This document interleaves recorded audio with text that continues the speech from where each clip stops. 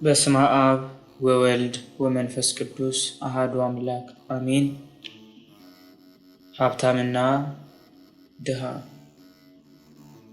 የቅዱስ ዮሐንስ አፈወርቅ ስብከት መምህር አያሌው ዘኢየሱስ እንደተረጎመው። የአራተኛ ቀን ስብከት ክፍል 10። ዛሬ የአልዓዛርን ምሳሌ መጨረስ አለብን። ምናልባት እናንተ ምሳሌውን ሙሉ ለሙሉ እንደጨረስን አድርጋችሁ ልታስቡ ትችላላችሁ። እኔ ግን አለማወቃቸውን ተጠቅሜ ላታልላችሁ አልወድም፣ ወይም ደግሞ ከእናንተ የማገኘውን ሁሉ ተቀብዬ ለመሄድ ትምህርቴን አላቋርጥም። አንድ ገበሬ ወይኑን በሚሰበስብበት ጊዜ የወይኑን ዘለላ ግንዶች ሙሉ ለሙሉ ቆርጦ ካልጨረሰ በስተቀር ስራውን አይገታም። አሁንም ከቅጠሉ ስር የተደበቁ ፍሬዎች እንደሚታዩኝ ሁሉ አንዳንድ የተደበቁ አስተሳሰቦችም በደብዳቤዎቻችሁ ውስጥ ተደብቀው ይታዩኛል። ስለዚህ ይህንን ስብከት እንደ ማጭድ ተጠቅመን እነዚህን የተደበቁ አስተሳሰቦች ሙሉ ለሙሉ እንሰብስባቸው። የወይን አትክልት አንዴ ከተሰበሰበ በኋላ ቅጠሉን ብቻ እንደያዘ ያለ ፍሬ ባዶን ይቀራል። የቅዱሳት መጻሕፍት መንፈሳዊ ወይን ግን ከዚህ ይለያል። እኛ ያገኘነውን በሙሉ ብንሰበስብ እንኳ በጣም አብዛኛው ክፍል ገና ይቀረናል። ምንም እንኳ ከእኛ በፊት የነበሩ ብዙዎች በዚህ ትምህርት ላይ የተናገሩ ቢሆንና ሌሎችም ከእኛ በኋላ የሚናገሩ ብዙዎች ቢነሱም በቅዱሳት መጻሕፍት ውስጥ ያለውን ሀብት ማንም ያሟጥጥ ዘንድ አይችልም። የቅዱሳት መጻሕፍት የማያልቅ ሀብት ባህሪ ነው። ይህ ሀብት ሁልጊዜ የሚወርድና የማይነጥፍ ምንጭ ስለሆነ ወደ ውስጥ ጠለቅ ብለን ካጤናው ብዛት ያላቸው መንፈሳዊ አስተሳሰቦች ይፈልቁልናል። በቅርቡ አቁመነው ወደ ነበረው የአልዓዛር ስብከት እንመለሳለን። ምን ላይ ነበር ያቆምነው? አዎ፣ ኃጥአን ከጻድቃን የለየው ትልቅ ገደል ላይ ነበር። ያ ባለጸጋ ሰው አብርሃምን አልዓዛርን ስደድልኝ ባለው ጊዜ አብርሃም ያለው እንዲህ ነበር፣ ከዚህም ሁሉ ጋር ከዚህ ወደ እናንተ ሊያልፉ የሚፈልጉ እንዳይችሉ፣ ወዲያ ያሉ ደግሞ ወደ እኛ እንዳይሻገሩ በእኛና በእናንተ መካከል ታላቅ ገደል ተደርጓል አለ። የሉቃስ ወንጌል ምዕራፍ 16 ከቁጥር 26። ባለፈው ምዕራፍ ሰፋ ባለመልኩ ከእግዚአብሔር የፍቅር ቸርነት በታች የድህነታችንን ተስፋ በራሳችን የጽድቅ ሥራ ልናገኘው እንደምንችል በሰፊው ተመልክተናል። በዚያች የፍርድ ቀን በአባቶቻችን፣ በአያቶቻችን፣ በቅድመ አያቶቻችን ወይም ደግሞ በዘመዶቻችን፣ በባልንጀሮቻችን፣ በቤተሰቦቻችንና በጎረቤቶቻችን ሳንመካ ወንድም ወንድሙን አያድንም፣ ሰውም አያድንም፣ ቤዛውን ለእግዚአብሔር አይሰጥም መዝሙር 48 ከቁጥር 7 በሚለው በነቢዩ ዳዊት ጥቅስ ልንመራ እንደሚያስፈልግ ተረድተናል። ከዚህ ዓለም ከነ ኃጢአቶቻቸው የሚለዩ ሰዎች ምንም አይነት አቤቱታና ልመና ቢያቀርቡ እንኳ በፍርድ ቀን የሚያቀርቡት ልመና ሁሉ ከንቱ ነው። 5 ሰነፍ ቆነጃጅት ከ5 ልባም ቆነጃጅት ዘይት በለመኑ ጊዜ አላገኙም። ያም የጌታውን ገንዘብ ከተቀበለ በኋላ ቆፍሮ የቀበረው ሰው የተለያዩ ምክንያቶችን ቢደረድር እንኳ ከመረገም አላመለጠም። እነዚያ በተራበ ጊዜ ያላበሉት፣ በተጠማም ጊዜ ያላጠጡት ጌታ ሆይ ተርበህ መቼ አይተን፣ ተጠምተህስ መቼ አይተን፣ እኛ እንዲህ መሆንህን አላወቅንም ለሚሉትም ምንም አይነት ይቅርታ አልተደረገላቸውም። የማቴዎስ ወንጌል ምዕራፍ 25 ከቁጥር 1 እስከ 46። ያ ወደ ሰርግ ቤት በተጠራ ጊዜ የሰርግ ልብስ ሳይለብስ በዚህ ፋንታ ቆሻሻ ልብስ ለብሶ በመጣ ጊዜ ለምን የሰርግ ልብስ ሳትለብስ መጣ ተብሎ ሲጠየቅ መመለስ እንዳቃተው ሰው ሌሎችም እንደዚሁ የሚመልሱት መልስ አይኖራቸውም። ይህ ሰው ብቻ ሳይሆን ሌላም አለ። ይሄኛው ባሪያ ጌታው አዝኖለት ዕዳውን ሳይቀበል ከለቀቀው በኋላ እርሱ ከባልንጀሮቹ ባሮች መካከል 100 ዲናር ዕዳ ያለበትን ባሪያ ሲያገኝ በጭካኔ አንቆ እንደያዘውና ወደ ወህኒ እንዳስጣለው ጌታው በሰማ ጊዜ ስለ ጭካኔውና ኢሰብአዊነቱ ለሚያሰቃዩት አሳልፎ እንደሰጠው ባሪያ ያሉ ሌሎችም የሚናገሩት የማይኖራቸው ብዙ አሉ። የማቴዎስ ወንጌል ምዕራፍ 18 ከቁጥር 23 እስከ 34። መልካም ሥራ ከሌለን በወዲያኛው ዓለም ማንም ሊረዳን የሚችል እንደሌለ ከዚህ በላይ በጠቀስናቸው ምሳሌዎች በግልጽ ተምረናል። ምንም አይነት ልመናና አቤቱታ ብናቀርብ ወይም ደግሞ ዝም ብንል ያው ተመሳሳይ ቅጣት በእኛ ላይ መምጣቱ አይቀርም። ይህ ባለጸጋ ሰው 2 ጥያቄዎችን ለአብርሃም ቢያቀርብ እንኳ እንዴት በሁለቱም ጥያቄዎቹ ሊወድቅ እንደቻለ አድምጡ። በመጀመሪያ አልዓዛርን ስደድልኝ በማለት ለራሱ ልመናን ሲያቀርብ፣ ከዚያ በኋላ ደግሞ ልመናውን ለራሱ ሳይሆን ለወንድሞቹ እንዳቀረበና ሁለቱም ጥያቄዎቹ ውድቅ እንደሆኑበት ተመልክተናል። የመጀመሪያው ጥያቄ በፍጹም የማይቻል ሲሆን በወንድሞቹ ስም የጠየቀው፣ በሁለተኛው ጥያቄ ደግሞ ከአቅም በላይ የሆነ ጥያቄ ነበር። ለማንኛውም የምትስማሙ ከሆነ በዚህ ዙሪያ የተነገሩትን ቃላቶች በአንክሮ እናድምጣቸው። 1 አገረ ገዥ አንድን የተፈረደበትን ሰው በገበያ መካከል በማውጣት ሕዝቡን ሰብስቦ ይህን ወንጀለኛ ሰው ቢመረምረው እያንዳንዱ ሰው ዳኛው የሚጠይቀውን ጥያቄና ወንጀለኛው የሚመልሳቸውን መልሶች ለማድመጥ በታላቅ ጉጉት ይራኮታል። ከዚህ የበለጠ ደግሞ በባለጸጋውና በአብርሃም መካከል በተደረገው ቃለ ምልልስ ትክክለኛውን መልስ እናገኛለን። የተፈረደበት ባለጸጋ ሲጠይቅ ትክክለኛው ዳኛ በአብርሃም በኩል ይመልሳል። ነገር ግን ቃላቱን አብርሃም ይናገር እንጂ የሚፈርድ እርሱ አይደለም። በዚህ ዓለም የዙፋን ችሎቶች ውስጥ ቀማኞችና ነፍሰ ገዳዮች ሲዳኙ ሕጉ የንጉሱን ፊት እንዲያዩና ድምፁንም እንዲሰሙ አይፈቅድላቸውም። ርቀው እንዲቀመጡ የሚደረገውም የተዋረዱ ሰዎች መሆናቸውን ለማመልከት ነው። ነገር ግን መልእክተኛው የዳኛውን ጥያቄና የተከሳሾችን መልስ ከአንዱ ወደ ሌላው ያመላልሳል።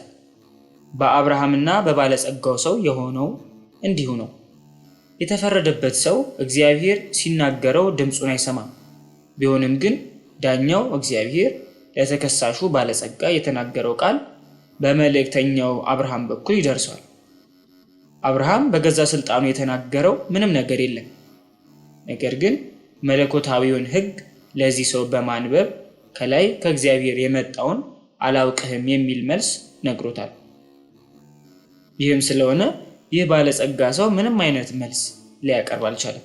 ስለ ባለጸጋውና ስለ ድሃው ሰው ከዚህ በተጨማሪ ምን ሊባል እንደሚችል በጥንቃቄ እናድምጥ። ስለ ሀብታምና ስለ ድሃ፣ በክፎች ብልጽግና ስለተቸገሩ ምስኪናን፣ ስለ ጻድቅ ሰው ድህነትና መከራ ባሳለፍነው ውይይት ውስጥ ታላላቅ ዋጋዎችን እንዳገኘን አስተውላለሁ። ስለዚህ ምንም እንኳ ዛሬ የስብከታችን 4ኛ ቀን ቢሆንም በዚሁ ምሳሌ ላይ እንድንቆይና እንድናጠናቅቅ ፍላጎቴ ነው።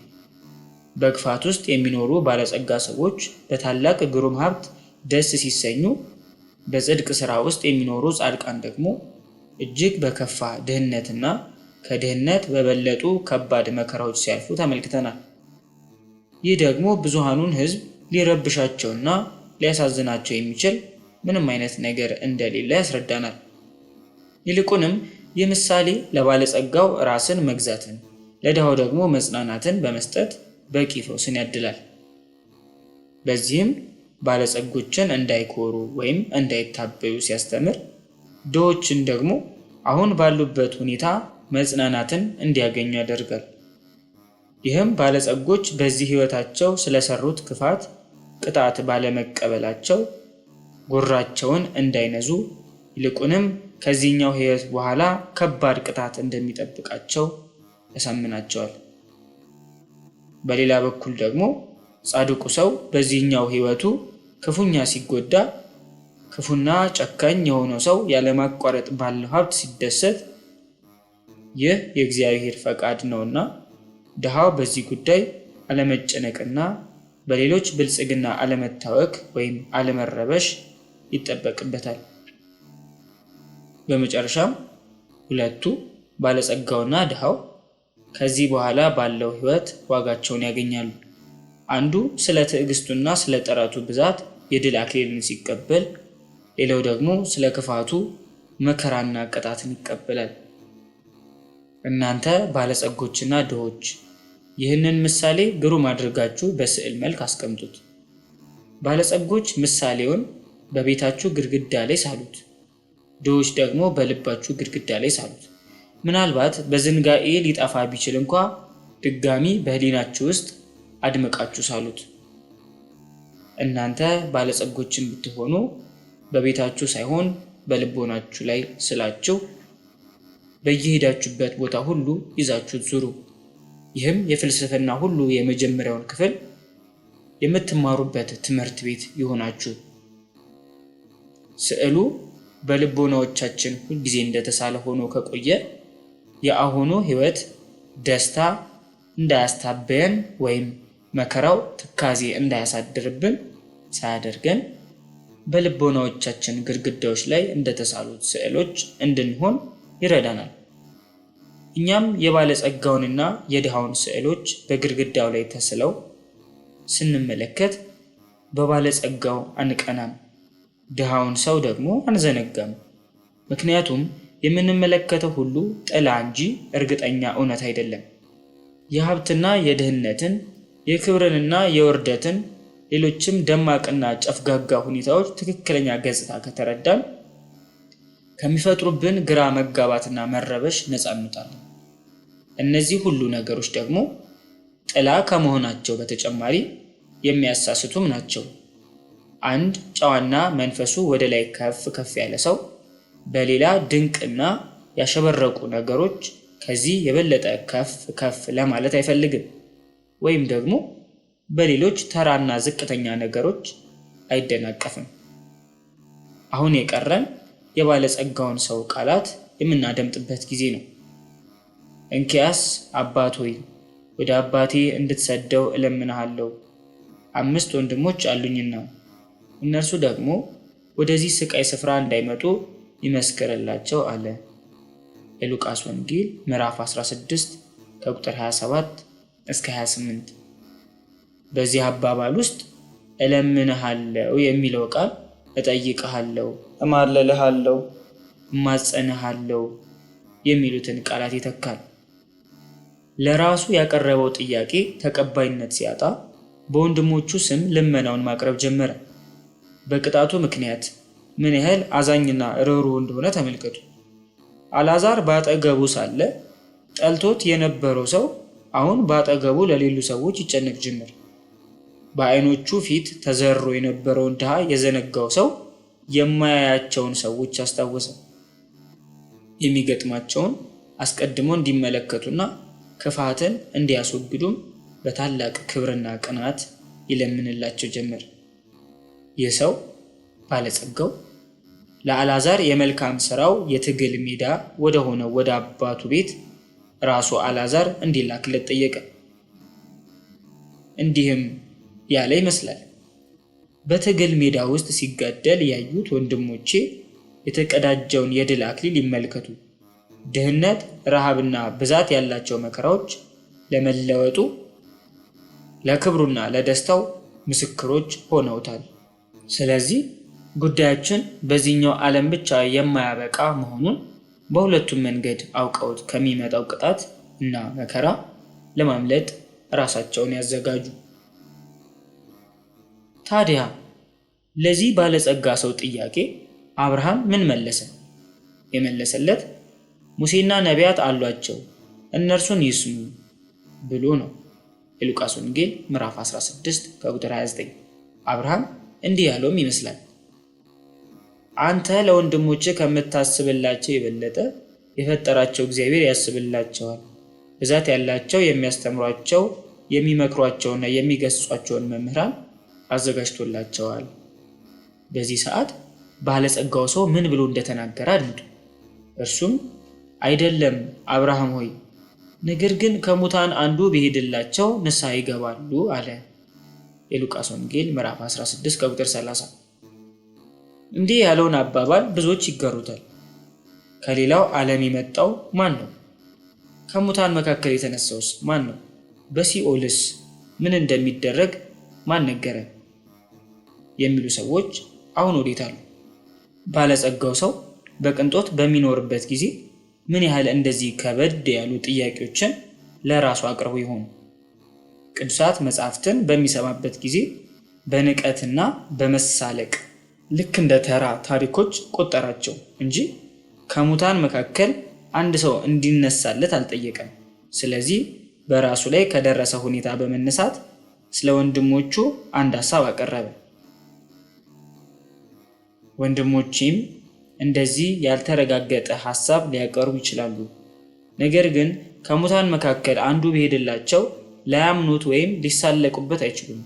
ይልቁንም የሚናገራቸውን ሁሉ ይቀበሉታል። እንዲህ ላለው አባባሉ ታዲያ አብርሃም ምን አለ? ሙሴንና ነቢያትንም የማይሰሙ ከሆነ ከሙታንም እንኳ አንድ ቢነሳ አያምኑም አሉ። የሉቃስ ወንጌል ምዕራፍ 16 ከቁጥር 31። ቅዱሳት መጻሕፍትን የማያዳምጥ ከሙታን መካከል የተነሱትን አይሰማም። ይህም እውነት እንደሆነ አይሁድ አረጋግጠዋል። እነርሱ ሙሴና ነቢያትን ስላልሰሙ ከሙታን መካከል የተነሱትንም ማመን አልቻሉም። በአንድ ወቅት እንዲያውም ከሙታን መካከል ያስነሳውን አልዓዛር ለመግደል ሞክረዋል። በሌላ ጊዜ ደግሞ ጌታ በመስቀል ላይ ከተሰቀለ በኋላ ብዙዎች ከሙታን መካከል ቢነሱም እነርሱ ሐዋርያትን ለመግደል አሳደዋል። ክፍል 11 ይቀጥላል። ይህ የመምህር አያሌው ዘኢየሱስ መንፈሳዊ የዩቲዩብ ቻናል ነው። ሰብስክራይብ፣ ላይክ፣ ሼር በማድረግ አገልግሎቱን ይደግፉ። ወስብሐት ለእግዚአብሔር ወለወላዲቱ ድንግል ወለመስቀሉ ክቡር አሜን። ይቆየን።